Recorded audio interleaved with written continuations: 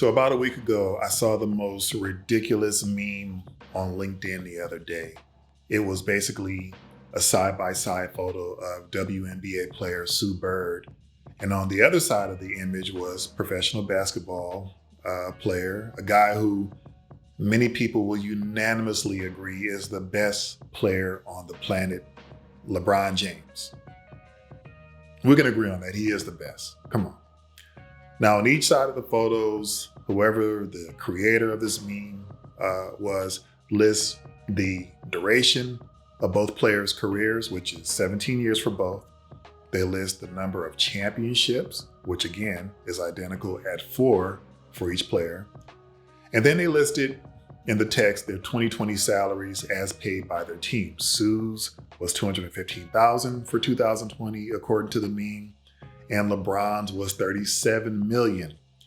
Based on the way this was framed, it raises the whole issue of the disparity in gender pay between men and women. I will say, generally speaking, this is a worthy topic, but where it makes sense. And having said that, this is the most egregious piece of content I've ever seen on the internet, and it's very clickbaity horseshit. It seems like it seems like someone is attempting to be provocative with this whole topic of women being underpaid as compared to their male counterparts. The reason why this is bullshit is because it's not an apples to apples comparison of athletes. It's more of an apples to zucchini comparison. As goofy as that sounds, that's how I feel.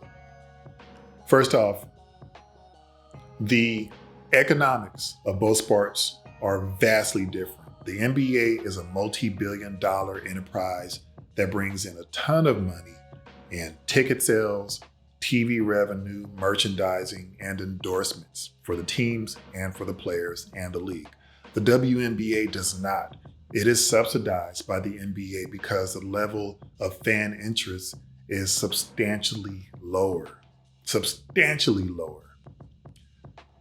Think I'm being like a misogynistic asshole? In 2020, the WNBA earned around $60 million, while the NBA raked in around $7 billion in the same year.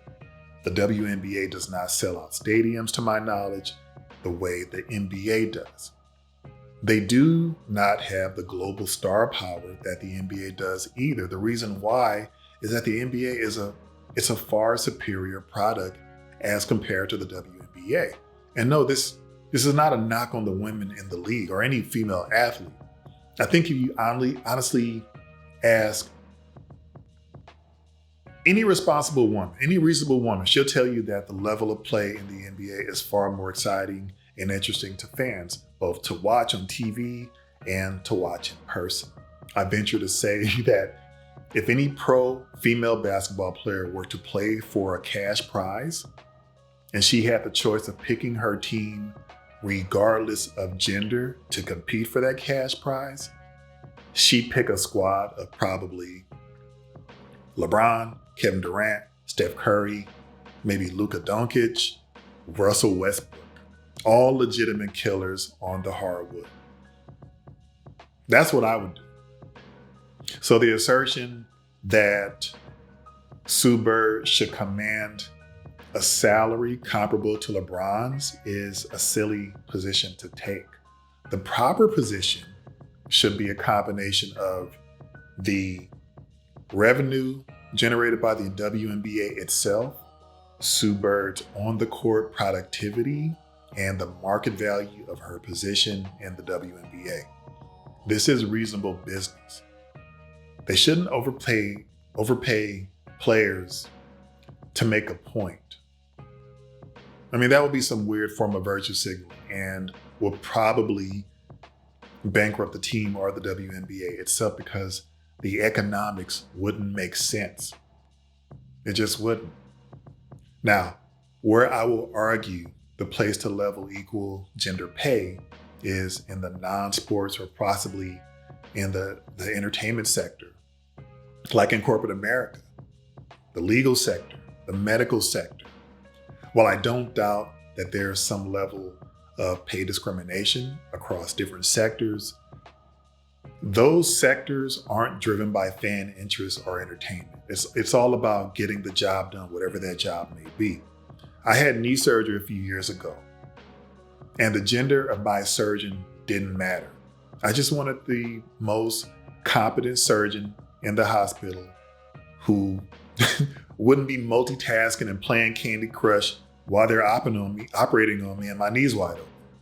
But if either LeBron or Sue Bird would have entered the operating room in scrubs like they're gonna perform surgery on me, I would have run out of there the way Matt Gaetz' political support is running away from him. Something else to consider is that women aren't necessarily interested in all of the careers and jobs that men are. For example, there's a lot of construction going on in my neighborhood. I never see women laborers or foremen, foreperson, whatever you want to call it. I don't doubt that some can perform some of these tasks. It's just that I don't see them in that role, nor do I see them doing roofing or tree trimming. I do see plenty of women in the medical field and in the corporate world. And like men, some are great, some are average, and a few kind of suck. That's just the way it is. But it does beg an important question. What jobs and career paths are women interested in? And for the ones that are male dominated, what are the barriers of entry like for women? Are they generally not just interested in some careers like auto mechanics or logging? Or are men making it harder by being dicks?